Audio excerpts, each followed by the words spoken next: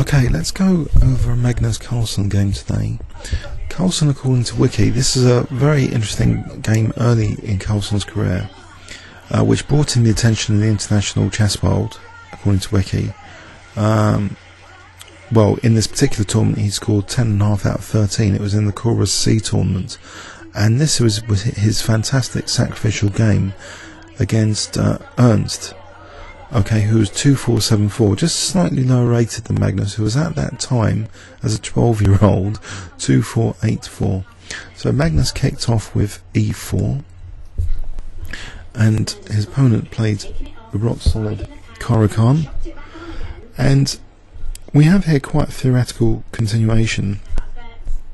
All these moves have been played hundreds of times before, so black is swapping that if it was a French defence it would be the bad bishop, and it's getting that French defence kind of structure a little bit with a semi-open D file, so sometimes D4's vulnerable, and black's thematic plan is often either C5 or less usual is E5, but C5 is usually a thematic break for black to further liberate the position.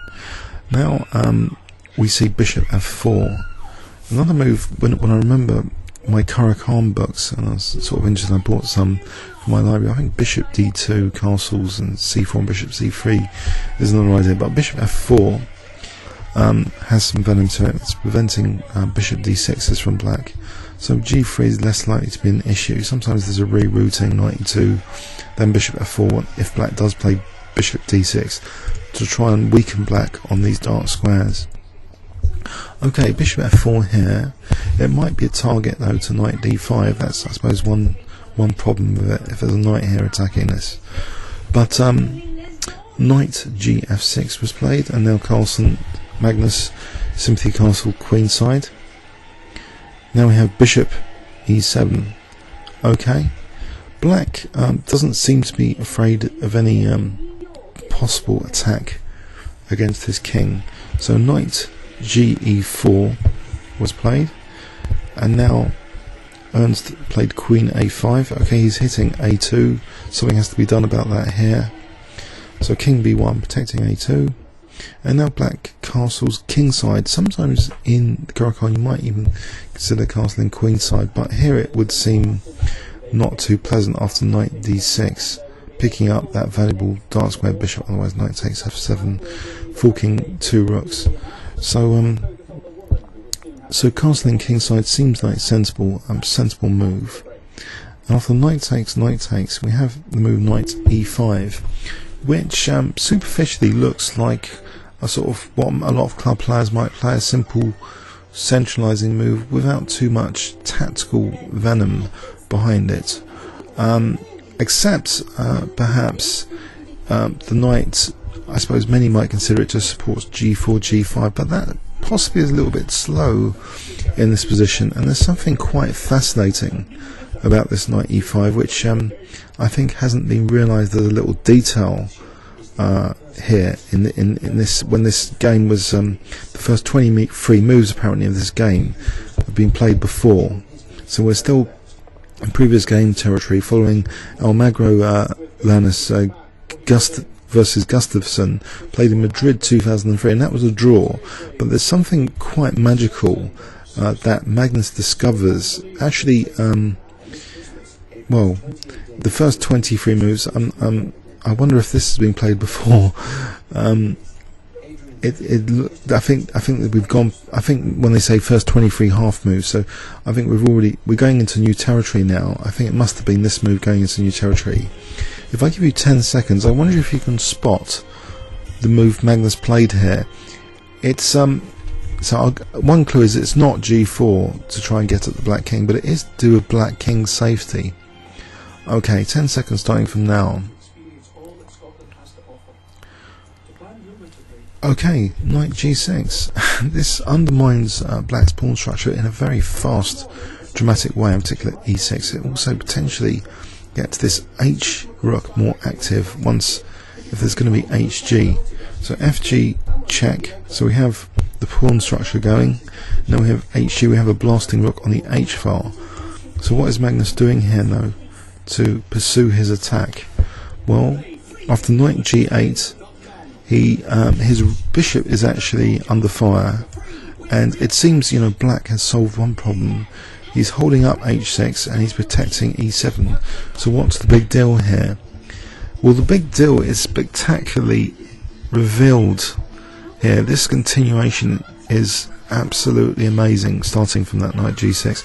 Can you spot the next move if I give you 10 seconds again? Okay, bishop takes h6, a huge sacrificial onslaught now. Black didn't really want to play knight takes h6 here, although that doesn't look to be too pleasant after queen takes e7 with an immediate threat of rook h6 and queen h7 mating. So black actually played g takes, and now can you spot how Magnus carried on? If I give you 5 seconds here.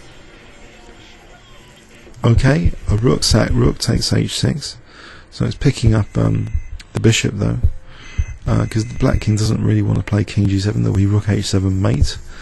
So queen takes e7, so white is a rook and a knight down, but immediately threatens queen h7 mating, and black has a hard time with the queen over here defending this position. He has to give back even more material, so the material balance is starting to be restored. Knight f7, and now Magnus simply takes, and okay, he's a rook down now for 4 pawns, because 3 black pawns and there's 7 white pawns. But not only that, Magnus has still got the possibility of a dangerous coordination of queen and rook. So this is pretty staggering stuff. King g7, and rook doesn't even have to go to h1. It can get in to help the white queen from another square. I wonder if you can spot the next move to continue the attack if I give you 10 seconds. Okay, rook d3. The rook can swing with the 3rd rank. This looks really dangerous. Rook d6 was played. So rook d6 is a little trap, because if queen takes d6 there'll be queen e1 mating on the back row. So Magnus of course doesn't fall for that. He actually carries on his attack, rook g3, and black plays what seems to be a fairly reasonable defensive try, but now queen e5 check, king takes, and now a really crushing, very accurate check here, queen f5, and it seems embarrassingly that in the game Ernst actually played rook f6, allowing a mate in 1 with queen d7 mate. So even though a rook up, the rooks are not really helping the black king here escape. In fact, they're part of the mating net. So in this position, if king g7 and queen g6 and queen g7 is mating, if king e7, then okay, let's just engine check the most optimal route here. It's rook e3 check, and say king d6, then taking on f8, and the attack just continues winning, giving white extra material, or just a mate, forced mate as well. There's no back row mate threat at the moment with queen e1 because of that rook on e3, so just queen g6 is sufficient, but technically there's a mate in 11 as well according to Rook with queen f5. So it was an absolutely superb breakthrough, kind of magical. It shows us the dynamic possibilities of chess this game, and to be played by a 12-year-old was absolutely staggering. To be played at the start in January, 24th of January 2004 in the Weekend Z Group C, so it entitled Magnus to get into Group B the following year as well as getting the audience prize. So how, you know, is this boundless dynamism that chess offers, that it redefines in a way that we don't really have to use pawns as a battering ram. when we can just sack a knight and strip open loads of open files and attacking possibilities, and not even sack a knight by actually taking anything, just punching into air, because black doesn't really want to play rook e8 and lose his dark squared bishop. So the knight just punching it into air causes such devastation along the h file. But white has to be either a very good calculator or brilliant intuition to play such sacrifices to be a rook and knight down here, and you know, knowing that his attack with this rook on d1, factoring in queen a5s all the time, is going to be decisive with this rook d3. Lovely stuff, rook d3. So this rook and queen coordination just crushing here, and leading to a spectacular mate after a blunder by Ernst. I hope you enjoyed it, and please look over the Carlsen page I'm compiling. I'll put the link for that Carlsen page of video annotated games in the description of this video. Thanks very much.